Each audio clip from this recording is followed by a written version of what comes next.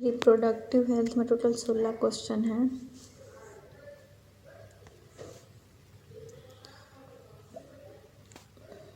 A lady is diagnosed to have both her fallopian tube block. What ART can help her to conceive a child? Okay.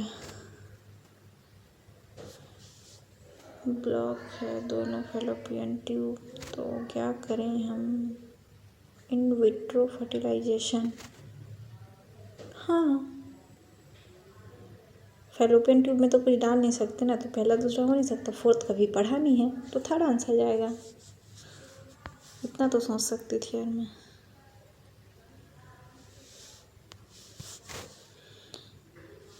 क्या है correct बताना है। पहला है difficult procedure, then B नहीं, same type का procedure है, गलत है। पहला सही बताना है। The reversibility of A is good, नहीं, दोनों में रिवर्सिबिलिटी बहुत पुअर होता है। A will make the male importance and B will make the female infertile, both and B called as sterilisation. Fourth ही तो सही है।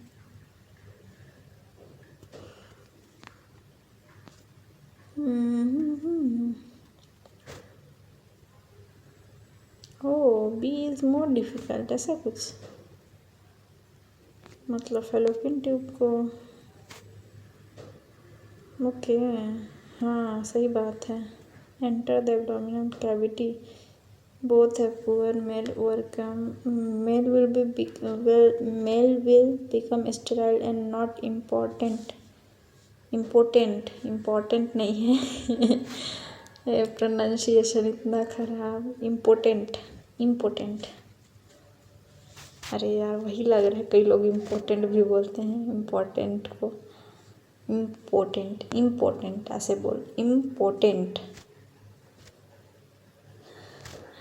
ठीक है। In case of couple where the male is having a very low sperm count, which technique will suitable for fertilization? Sperm count low है तो artificial insemination करो, सही तो बात है।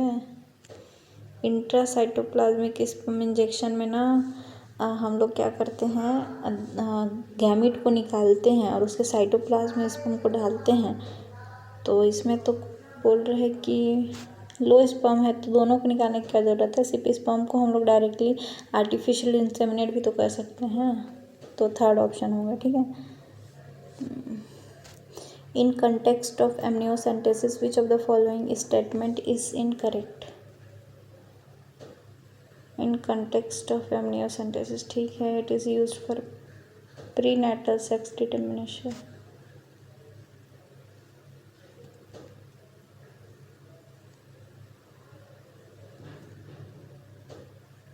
Incorrect.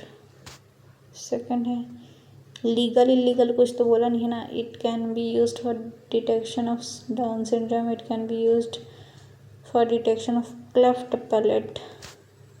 It is usually done when women is between the 14 to 16 week pregnant, मतलब कि week बोल रहे हैं। अच्छा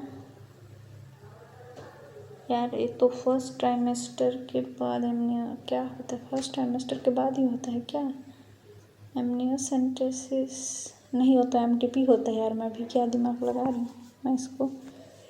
देखो एमनियोटिक मतलब जो फ्लूइड होता है, तो उसको हम चेक करते हैं कि ना क्रोमोसोमल कोई डिसऑर्डर तो नहीं है या फिर ना जेनेटिक कोई डिफेक्ट तो नहीं है। एमनियोसेंटेसिस में हम ये करते हैं। लेकिन मतलब बेसिकली जो एमनियोसेंटेसिस है वो क्लेफ्ट पैलेट जैसे प्रॉब्लम जो है वो डिटेक्ट नहीं कर सकता, क्योंकि जो क्लेफ्ट पैलेट है वो ये जरूरी नहीं है कि वो क्रोमोसोमल मतलब कोई डिसऑर्डर हो या वो जेनेटिक डिफेक्ट की वजह से आए। तो मतलब इसके ना कुछ भी रीजन हो सकता है। क्लेफ्ट पैलेट में क्या होता है कि मतलब जो लोअर या जो अपर लिप है वो कटा रह जाता है, वो जुड़ नहीं पाता है ढंग से। और ऐसे और भी मतलब ऐसी ना प्रॉब्लम बेसिकली हो सकती है, जैसे ना क्लब फुट हो गया, तो इस तरीके से। तो हम क्या करते हैं कि ये जो चीज़ें हैं वो एमनियोसेंटेसिस नहीं कर सकता डिटेक्ट। तो ये डिटेक्ट करने के लिए जनरली हम बोल सकते हैं कि ना अल्ट्रासाउंड वगैरह किया जाता है, यानी मतलब ऐसी चीज़ें जिससे मतलब या फिर बोल सकते हैं सोनोग्राफी की जाती है, जिससे मतलब बेसिकली जो क्लेफ्ट पैलेट जैसी प्रॉब्लम है वो डिटेक्ट हो सके। तो मतलब यहाँ पर जो स्टेटमेंट पूछी गई है वो इनकरेक्ट बतानी है और यहाँ पर थर्ड ही होगी इनकरेक्ट। ठीक है, फोर्थ के बारे में नहीं बताया, फोर्थ में थोड़ी सी कन्फ्यूज पर लगता है मेरे को याद रखना पड़ेगा। ठीक है, 14 to 16 वीक प्रेगनेंट। पहला तो ठीक है, दूसरा भी ठीक है, तीसरा गलत है। Tubectomy is a method of sterilisation in which अच्छा tubectomy small part of tubectomy बोल रहे हैं भाई, मैं कहाँ थर्ड वास डिफरेंस कहाँ लगा दी हूँ, कुछ भी। Small part of fallopian tube is removed and tied up. ठीक है, पर्टिकुलर ये तो ट्यूबेक्टमी है। क्या हो गया मेरे को, इतना इजी क्वेश्चन कैसे गलत की हूँ। ठीक है, इन असिस्टेड रिप्रोडक्टिव में कोई इसमें बहुत ART में बहुत दिक्कत है, इसी का क्वेश्चन मोस्टली गलत हुआ है। हाँ 2020 में मेरे करो दो इन assisted reproductive technology where gametes have been fertilized in vitro. Gametes have been fertilized in vitro. ठीक है,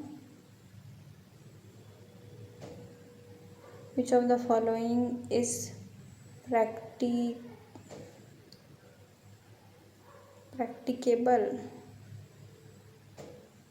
and ART where gametes have been fertilized in vitro? Okay, embryo transplantation into fallopian tube up to 8 blastomere fallopian tube में और more than 8 blastomere में uterus में, यही ना।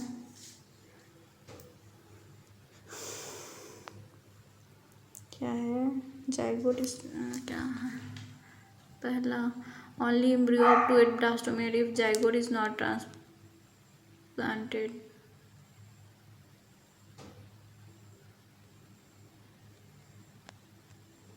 Fallopian tube लिखा है में ट्रांसफ़र करना है तो ओनली अप टू आएगा। ठीक है, सही बात है, पहले ही आएगा। मैं क्या लगाई हूँ, थर्ड क्या लगाई हूँ। ये क्या हो गया मेरे साथ, इधर कैसे हो सकता है। What is true about IUDs? Okay, self inserted, no man, पहला तो गलत है, तो तीसरा चौथा गया, पहला भी गया, आंसर आया दूसरा। इतना इजी, क्या ही दिमाग नहीं लगा सकती मैं। मतलब पहले को पढ़ के ऐसे क्वेश्चन में एक बार ना ऑप्शन देख लेना चाहिए, टाइम बचाना है। पहला एकदम 100% श्योर है तो आगे बढ़ो भाई, एलिमिनेट करो यार। Elimination method is best method to correct the question. Expert nurses सही है, बाकी सब सही है, बाकी सब सही है, पहला गलत है। नहीं भाई रुक, पहले देखने दे दूसरा वाले में, दूसरा तीसरा, हाँ बाकी सब सही है। दे आर इंसर्टेड बाई हाँ सही बात है। May be non medicated IUDs होते हैं, कॉपर वाला भी होता है, हार्मोन वाला भी होता है। One of the most widely accepted, हाँ सही है, इन इंडिया सही है। फिफ्थ वाला सही नहीं है, they are inter uterine, inter का है, intra. Oral contraceptive pills are composed of, okay, progesterone और एस्ट्रोजन कॉम्बिनेशन। क्या हो गया, सेकंड तो सही है। अच्छा, प्रोजेस्टेरॉन ऑनली भी हो सकता है, इसलिए फोर्थ ऑप्शन को देखना ज़रूरी था। मेरे दिमाग में अभी भी यही बैठा हुआ था कि प्रोजेस्टेरॉन एस्ट्रोजन कॉम्बिनेशन तो सही है।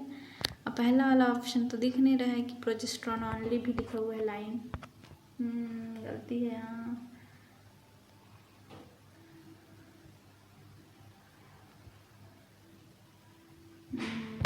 ठीक है, either progesterone or progesterone estrogen combination is another contraceptive method.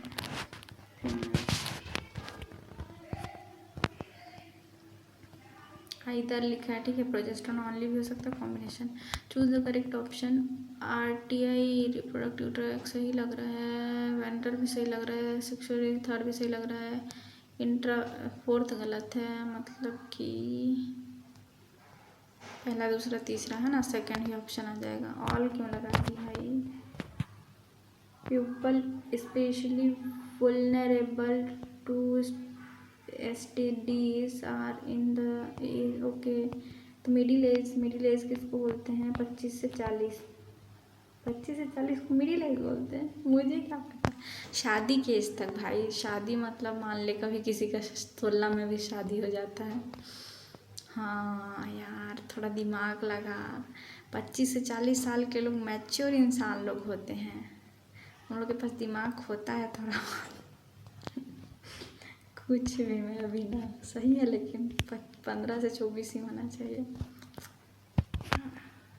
अच्छा, एनसीईआरटी में लिखा भी हुआ है क्या? रुक देखती हूँ। हाँ, लिखा हुआ है। All person are vulnerable infection their incident reported to be very high among person. लिखा है। सब कुछ लिखा है, ये भी लिखा है। और प्रोजेस्टेरॉन, आइदर प्रोजेस्टेरॉन, हाँ वो सब लिखा है। कहाँ आई थी मैं?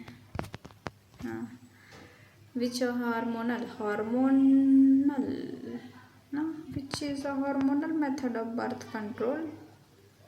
पिल्स ही तो है जो ओवेरियन हार्मोन को ही तो करता है ना शायद। Oral admission small doses either progesterone estrogen combination use in the form of pages. ठीक है, कुछ नहीं दिया है लेकिन पिल्स ही है। ठीक है, और तो कुछ दिया नहीं है ना। Hormonal method of birth control लिखा है, आईयूडीज नहीं लिखा है। और हार्मोनल वाला आईयूडीज का ऑप्शन भी नहीं दिया है। ठीक है, जानबूझ के कंफ्यूज करने के लिए वैसा क्वेश्चन दिया है। Which of the following is are correct? Pill prevent ovulation. पढ़ी हूँ ऐसा। और वो सप्रेस वगैरह भी करते, क्या करें, इम्प्लांटेशन और ओव्यूलेशन। हाँ, ये दो चीज़ को पढ़ी थी कि और क्या है थर्ड में? Copper T prevent implantation. ठीक है। वासेक्टमी कॉज सीमेन हैविंग नो स्पर्म। सीमेन होता है लेकिन उसमें स्पर्म नहीं होता, बिल्कुल सही है सेकेंड। थर्ड है copper T prevent implantation. Copper T is a आयोडीज, copper releasing IUDs है ना, तो वो प्रिवेंट करते हैं इम्प्लांटेशन को। ठीक है। Pills, copper T, all of this तो सही होगा।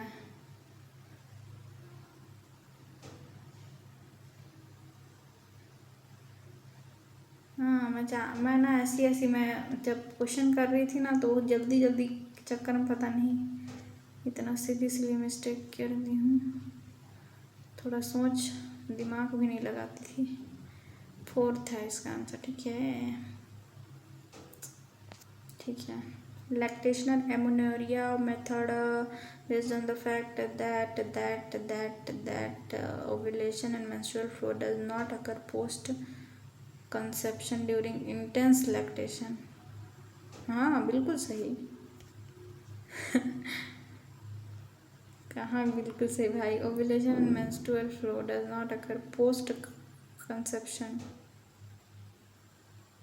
नॉट अकर पोस्ट कंसेप्शन का। Ovulation menstrual does not occur post partum during intense lactation. Post partum और क्या पोस्ट कंसेप्शन?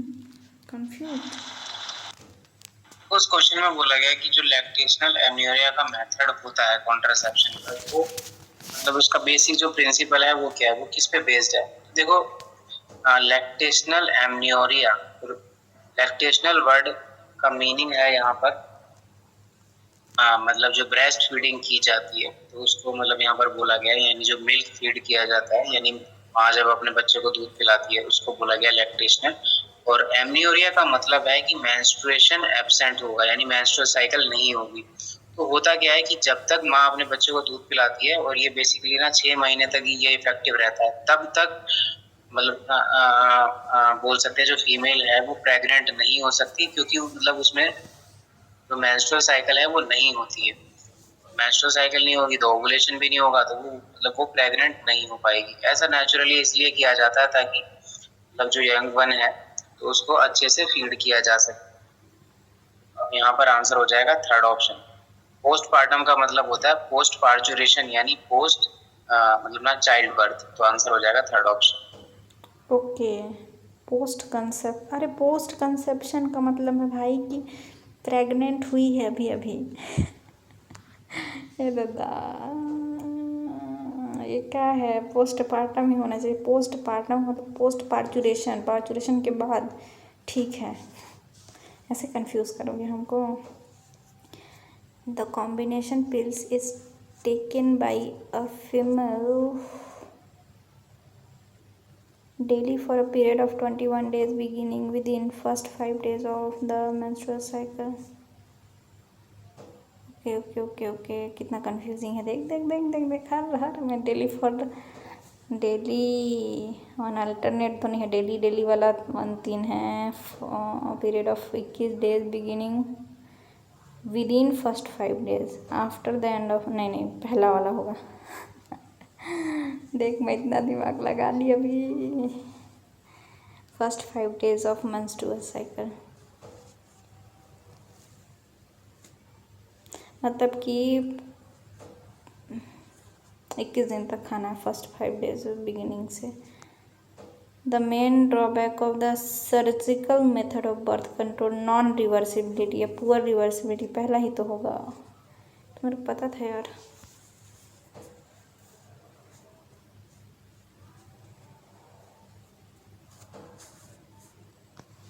पता था, इतना क्या लिख के रखी हूँ। हो गया हो गया हो गया। ये है 16 क्वेश्चन।